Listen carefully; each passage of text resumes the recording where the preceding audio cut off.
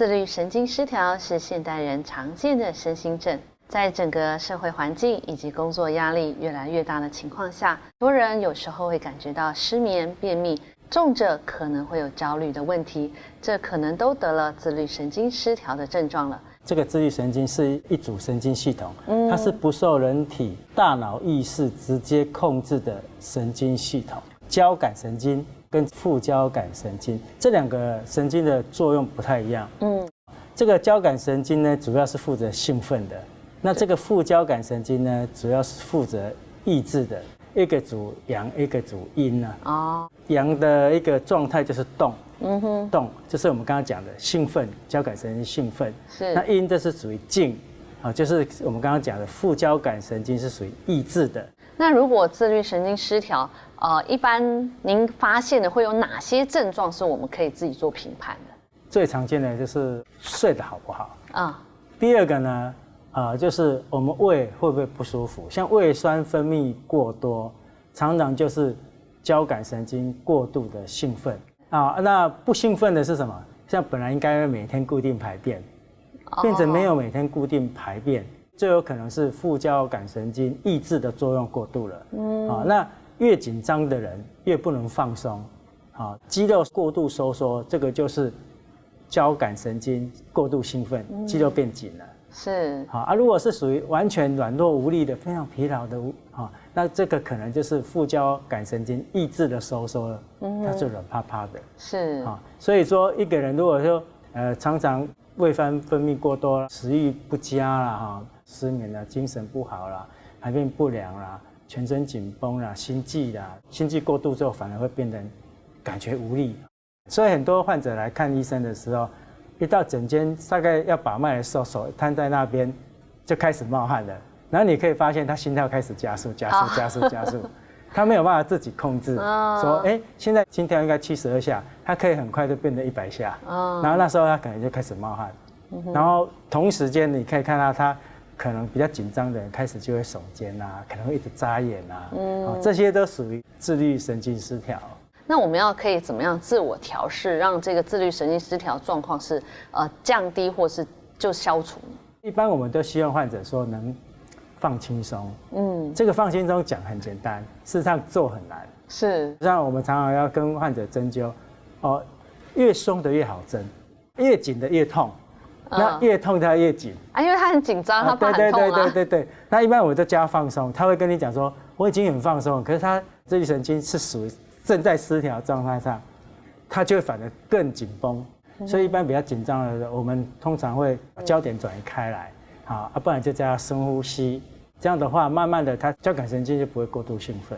那在平常的时候，会不会有透过均衡的饮食或什么样的饮食方式，也可以让这个交感神经处于比较平稳的状况呢？我们可以吃一些比较甜的东西因为吃甜的东西会让人开心，开心了就放松了。所以中医有一句话叫甘能缓痛，甘就是甘甜嘛，所以它可以放松我们的神经。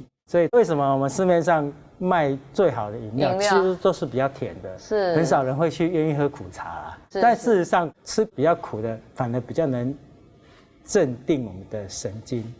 吃苦镇定神经，那你是说吃甜的只不过暂时性的移转让它开心而已？它是暂时的我们叫愉悦感，但是长期来看的话，比较稍微苦的可以镇定一点，甜的是暂时的，不然吃太多甜的其实后面的副作用还蛮大的。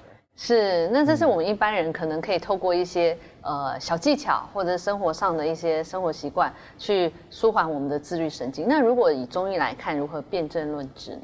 如果是情绪比较不稳定的，压力大，比较容易生气，肝气比较容易波动的，男生可能就比较偏这个柴胡疏肝汤。以女生来讲如果你的情绪你的身上的很多的毛病，包含心悸盗汗然后月经不调这样的一个自律神经失调，都会用到这个加味逍遥散，因为它涵盖的范围很大如果我们的心肺很明显不舒服的这种自律神经失调的患者，造成不容易睡觉，或是睡得不稳，或是容易醒，我们用柴胡加龙骨牡蛎汤，因为这个龙骨跟牡蛎呢具有镇定安神的一个作用。如果是脖子很紧，头很沉重，那我们的耳内的那个平衡就会比较不稳定。这时候呢，我们就会用到半夏天麻白术汤。那属于比较焦虑的人，自我要求比较高然后比较容易比较闷，自己心里很闷的、不快乐的这一种的，你就可以用甘麦大枣汤。焦虑加失眠就可以用了啦。是。对。那么有没有什么样的茶饮可以帮助安神的呢？一般来讲，什么压力大啦、自律神经失调这一类的，通常会影响到睡眠。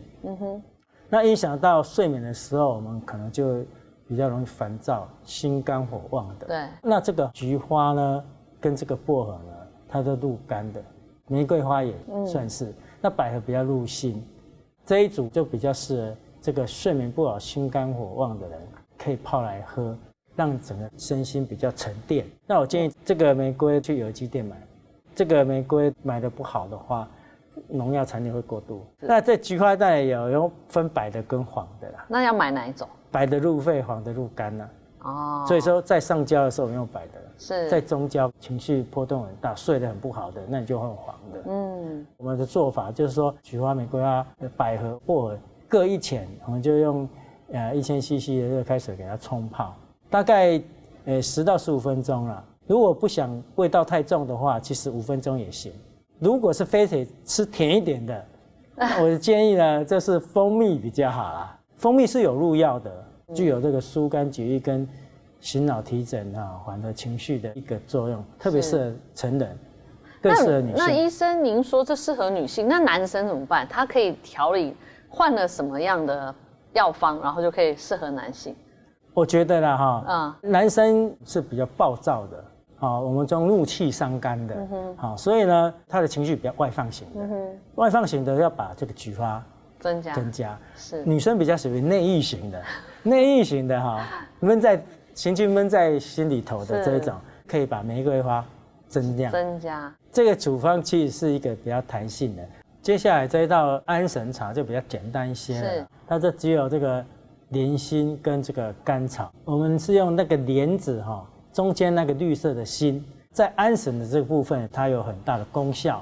虽然它本身是很苦的，但是它拿来泡茶，并不会把那个苦涩味泡出来很多。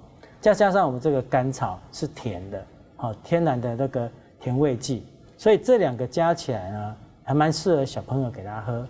小朋友会喝这个莲心茶他如果说情绪比较暴躁啦，睡得不稳定啦，给他喝一点容易紧张啦这个还蛮适合这个小朋友喝的。那大人还是可以喝，主要作用是宁心安神解心烦。这个随时泡随时喝啦。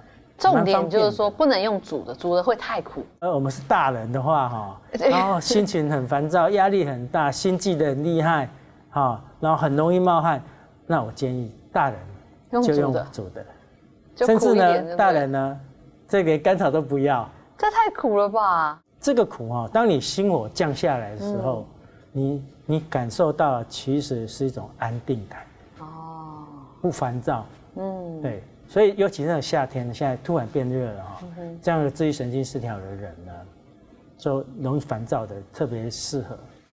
那我们也可以透过一些穴位的按摩，让我们自己处于平衡的状态。那施医师今天要介绍的穴位是哪些？先介绍一个，就是印堂。印堂就是这个2眉之间，治愈交感神经失调的时候，头特别不舒服。如果是属于这种常常眉头深锁的人，那我们可以这个用手指头按这个2眉之间这个印堂。假设说觉得印堂还不够，当然我们这个手腕这个内关穴有没有3指处2寸的地方，2筋之间，这个也可以按，可是要按到有一点酸。再放开OK。这个有时候还可以知道紧张型的手汗，这个内关穴，这个蛮常用的。还有一个就是说，我们比较容易，整个全身很紧绷，特别觉得2个肩头特别沉重的时候呢，我们可以按一个巨骨穴。这个巨骨穴在这个肩膀，我们这边前面有2个骨嘛，对，然后往肩的地方。上手臂的这样推到不能再推了，那有一个凹窝，给它按下去，越紧的人越痛，那你痛了就把它放开，痛了就把它放开，大概按个3、5下，换另外一边给它按。基本上我们不用揉，按就可以。按就好，不用这样搓着。OK。对，真的还要再放松一点，那个我们的风池穴后面后脑勺。对，风池配合这个巨骨，好，刚好这属于斜方肌的一个上肢点跟侧肢点，这2个穴道刚好可以放松我们这个整个肩膀跟颈部的一个肌肉。是，那我想我们的头部可能松开了，我们身体也就会慢慢松。当然，心情会比较好。是，那在节目的最后呢，施医师还有没有什么要提醒观众朋友的呢？这个自律神经失调基本上我的建议一定要心情放轻松，是因为你一旦失调了，你不放轻松，它永远都在失调。所以渐渐的我们要修身养性，我觉得这比较不要牵扯到药物的时候，这个是一个最重要的一件事情。是，谢谢医师，谢谢各位朋友。如果这支影片对您有帮助，欢迎按影片下面的超级感谢赞助我们，让我们可以制作更好的内容，让您和您的家人更健康。